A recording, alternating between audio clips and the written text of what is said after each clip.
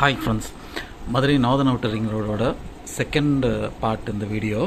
So இந்த வீடியோவில் வந்துட்டு நம்ம வகுத்து மலை அனிமல் ஓவர் பாஸில் இருந்துட்டு பெரியாறு கால்வாய் வரைக்கும் நம்ம இந்த வீடியோவில் ட்ராவல் பண்ண போகிறோம். கடந்த வீடியோவில் நான் சொல்லியிருந்தேன், ஆல்மோஸ்ட் வாடிப்பட்டியிலேருந்து சிட்டம்பட்டி வரைக்கும் ஒரு 95% மேலே வந்துட்டு ஒர்க் வந்து கம்ப்ளீட் பண்ணிட்டாங்க. குறிப்பாக சொல்லணும்னா 2-3 பாலங்கள் வந்துட்டு ஒர்க் வந்து பெண்டிங் வச்சுருக்காங்க. ஸோ அதுவும் பார்த்தீங்கன்னா வந்துட்டு பர்பஸாக வச்சுருக்க மாதிரி இருக்குது. காரணம், இந்த பாதையை வந்துட்டு மக்கள் வந்து யூஸ் பண்ணிடக்கூடாது. காரணம், நிறைய பேட்ச் ஒர்க்ஸ் பண்ணிகிட்ருக்காங்க. அங்கங்கே வந்துட்டு அந்த செகண்ட் டைம் ரோடு போடுறாங்க. நடுவில் வந்து சென்டர்மீடியனில் வந்துட்டு மணல் ஃபில் பண்ணுறாங்க. சில இடங்களில் பார்த்தீங்கன்னா சர்வீஸ் ரோடு அமைக்கிற மாதிரிலாம் இருக்குது. இப்போ இதே செக்மெண்ட்டில் பார்த்தீங்கன்னா இந்த பார்ட்லேயே பார்த்தீங்கன்னா லெஃப்ட் ஹேண்ட் சைடில் ஒரு ரோடு வந்துட்டு இந்த ஹைவேயோட கனெக்ட் ஆகிற மாதிரிலாம் இருக்குது. ஸோ அது எனக்கு கரெக்டாக எப்படின்னு தெரில. ஸோ இது போல் நிறையா ஒர்க் வந்துட்டு இங்கே வந்து கேரி அவுட் பண்ணிகிட்ருக்குறாங்க. சப்போஸ் வந்து கம்ப்ளீட்டாக அந்த ரோடு வந்து ஓப்பன் பண்ணியிருந்தால் அவங்க, அதாவது இந்த கான்ட்ராக்ட் எடுத்து பண்ணுறாங்களே, அவங்களால வந்துட்டு ஒர்க் வந்து ஃபுல் ஃப்ளெஜாக வந்து பண்ண முடியாது. ஸோ அதுக்காக வந்துட்டு பர்பஸாக சில ஒர்க் வந்து பெண்டிங் வச்சுருக்காங்க அப்படின்னு நான் அசியூம் பண்ணுறேன்.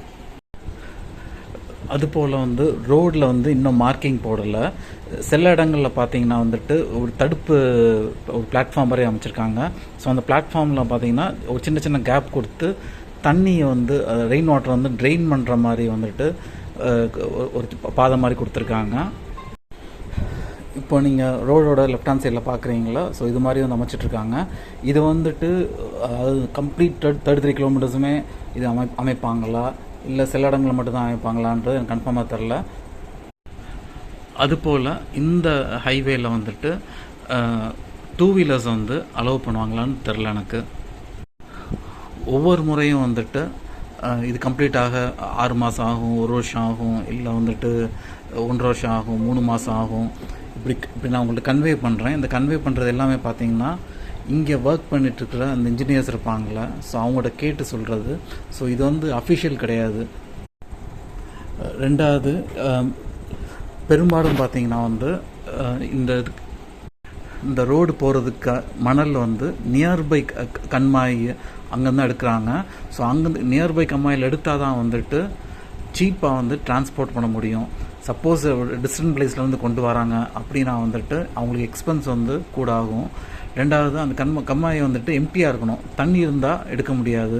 ஸோ இதில் நிறைய ஃபேக்டர்ஸ் இருக்குது. இதனால தான் வந்துட்டு இந்த ப்ராஜெக்ட் வந்து இவ்வளோ தூரம் டிலே ஆனதுக்கு மெயின் காரணம்.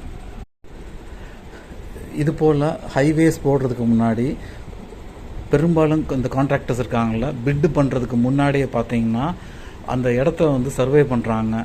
பக்கத்தில் வந்துட்டு கண்மாய் இருக்கா, மணல் எடுக்க முடியுமா, பக்கத்துலேயே வந்து குவாரி இருக்கா, ஸோ அந்த குவாரியில் வந்து கல் கிடைக்குமா. ஸோ இது போல் வந்துட்டு கம்ப்ளீட்டாக வந்து சர்வே பண்ணதுக்கப்புறம் தான் வந்து காஸ்ட் ஒர்க் அவுட் பண்ணி அந்த பிட்லாம் வந்துட்டு சூட் ஆகுமான்ட்டு பார்த்து எடுக்கிறாங்க. இந்த 4 வருஷத்துலேயே பார்த்தீங்கன்னா ஒரே ஒரு முறை தான் இந்த பெரியார் கால்வாய் இருக்குல்ல, அது வந்து லாஸ்ட் இயர் மட்டும் தான் நான் ட்ரையாக பார்த்தேன். அது முன்னாடி வரைக்கும் பார்த்தீங்கன்னா கம்ப்ளீட்டாக வந்துட்டு அந்த கால்வாயில் வந்து எப்போ பார்த்தாலும் தண்ணி இருக்கும்.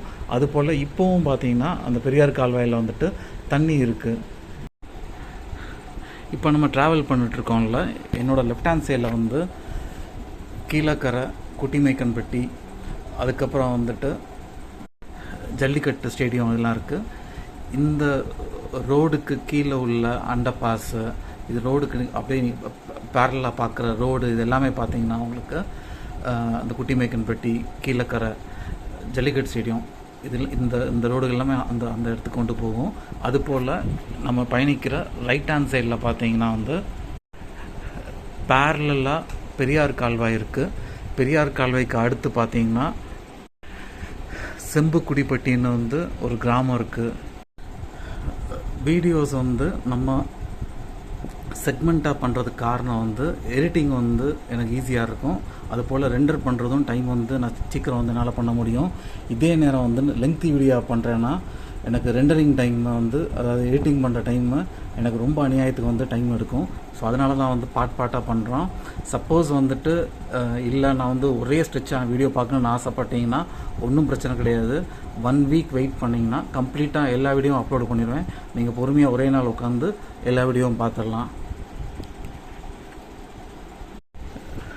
பெரியார் கால்வாய் ரீச் பண்ணிட்டோம்.